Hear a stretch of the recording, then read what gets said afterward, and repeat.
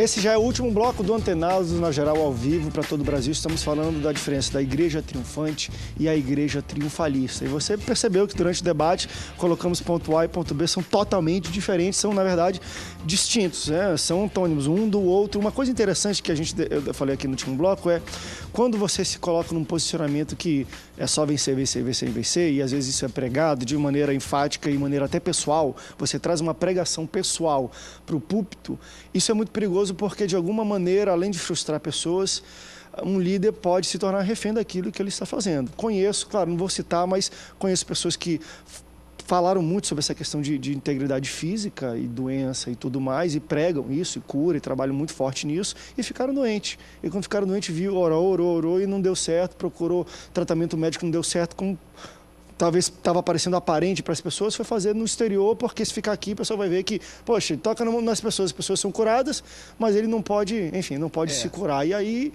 a gente entende que não é bem por aí.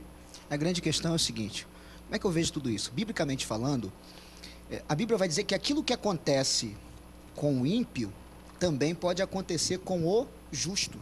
Eu já perdi amigos cancerosos, eu já perdi amigos em acidentes, que eram crentes, santos. E aí? Eles estavam em pecado? Não.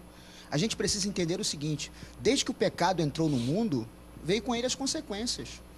E como a gente estava falando no bloco anterior, se não me trai a memória, aquilo que acontece com o ímpio vai acontecer com o crente também, porque doença, por exemplo, não vai dar em poste, vai dar em gente. Agora, o que a gente precisa entender, e foi citado aqui, o Max citou o exemplo de Jó, e eu estava pensando em outro exemplo do Novo Testamento. Salmo 103, verso 14, está escrito assim: o Senhor conhece a nossa estrutura e lembra-se que somos pó.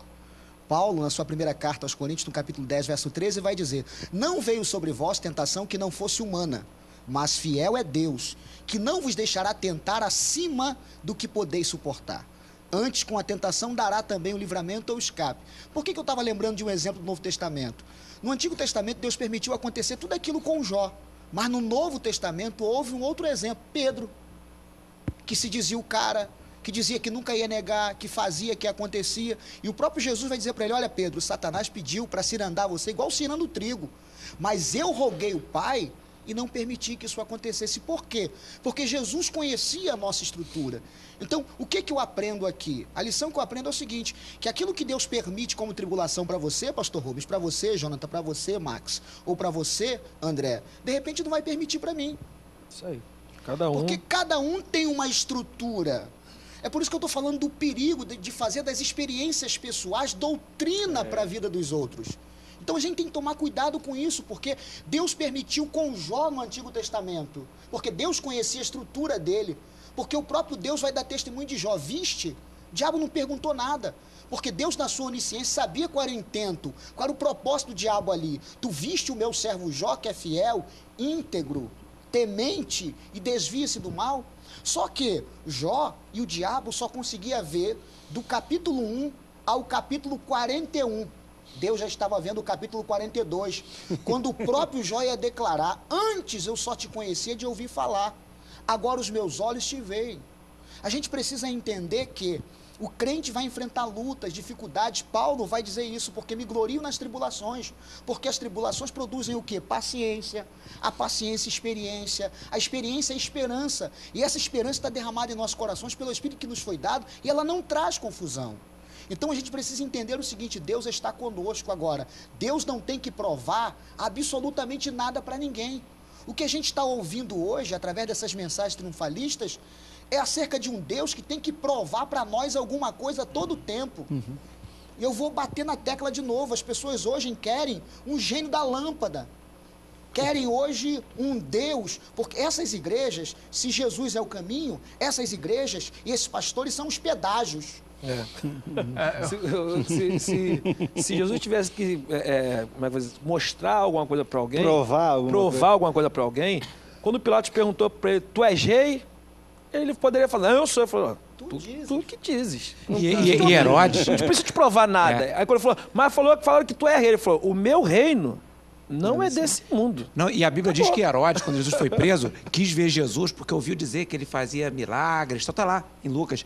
E a Bíblia diz que Jesus não deu nem importância para Herodes, porque ele estava querendo ver show. Jesus não dá show. Ele resolve o problema, e quando ele quer. E de acordo com a fé de cada um. Quer dizer, tenho que largar o remédio, pastor? Pastor tem que dizer isso? Tem que dizer isso. Ou é o médico, ou é você. Tá louco, a sua nunca fé. vou dizer isso. Pra ninguém, nunca. Dela com Deus, é. E é uma parada que eu estava lendo esses dias, João Batista, né, falando que ele não era digno nem de desamarrar as sandálias dos pés de Jesus. E isso é uma fala do maior homem nascido de mulher. Né? Dito por Jesus, testemunhado por Jesus. Pois é, então assim, se o maior homem nascido de mulher diz que não tem condições nem de desamarrar as sandálias do mestre, quanto mais eu de ser árbitro do que Deus tem que fazer. Agora esses caras que tem essa pompa, né, de tipo, tudo dá certo, é o cara do dinheiro, que nunca fica doente, eles têm até um apelido, né, cara, que é solo fértil. Não, o cara é solo fértil. Vamos contribuir, vamos injetar dinheiro, porque o cara é solo fértil e vai gerar na minha vida também, né? Esse solo aí vai brotar na minha vida também. E é engraçado porque a gente torna o evangelho, a gente judaiza, né, o evangelho, dizendo que quando Deus está comigo, tudo dá certo. Se o dinheiro está entrando, se a saúde está, é porque Deus está. Se essas coisas não estão acontecendo, é porque você é um amaldiçoado. Você é um amaldiçoado, ou você não tá andando com Deus, né? Isso é doentio, porque eu já vi uma menina uma vez, ela falando que o filho, ela tinha acabado do filho dela nascer, a gente estava conversando sobre criança e caiu de falar sobre criança doente. E ela falou, tá repreendido em nome de Jesus, que meu filho nunca vai ficar doente. Eu olhei pra ela e falei, ué, como assim? Palavras mágicas, né? Não é? Eu falei, não, meu filho não vai ficar doente não, porque eu sou uma mulher de Deus. Que não sei o que lá. Por quê? Exemplo, né? Discípulo. As pessoas copiam. Dos solos férteis. As pessoas solos férteis. Na verdade, o que o povo tem que fazer? Para resumir a história, e muita gente não faz, lê a Bíblia. Se a pessoa lê a Bíblia, querido, não deixa você ir para um lado nem para o outro. A Bíblia, e ela é clara, objetiva. E outra coisa, a fé vem pelo ouvir.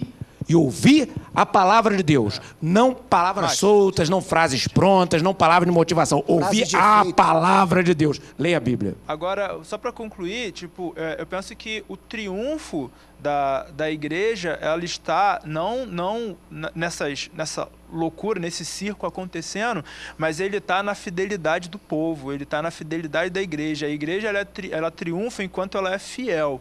Enquanto ela é fiel, a palavra não interessa o que está acontecendo, a situação que está passando, mas enquanto a fidelidade do povo, ela é uma igreja que triunfa. Para encerrar, aqui, André, Lucas 16. Vou nem entrar no mérito do rico, mendigo. Ele foi para o céu. Doença de chagas, com a cachorro lambendo ele, mas morreu e foi para o céu. Apocalipse deixa bem claro, no final da vida, a tua coroa está lá te esperando. No final da vida, quer ter coroa durante ela? Isso aí é um outro debate, tá bom? Pastores, obrigado pela presença de vocês aqui no Antenados a Geral. Tá subindo as letrinhas, até o próximo Antenados. Tchau, tchau.